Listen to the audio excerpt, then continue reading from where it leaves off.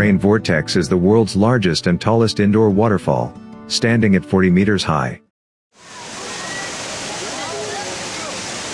Recirculating rainwater is pumped to the roof to freefall through a round hole at up to 37,850 liters per minute to a basement-level pool.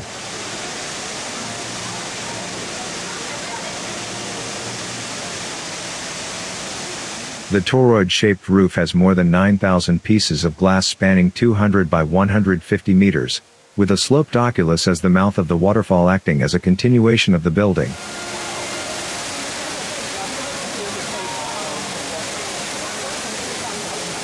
An acrylic funnel at the bottom prevents splashing and insulates the sound of the cascade. Completed in a liquid form.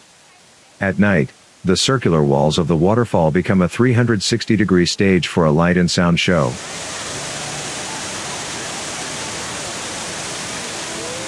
To prevent excess humidity in the jewel, the waterfall's flow alternates between cascades and trickles that reduce air turbulence. The design process, by wet design engineers, included testing a 1/5 scale model and a full-size partial prototype.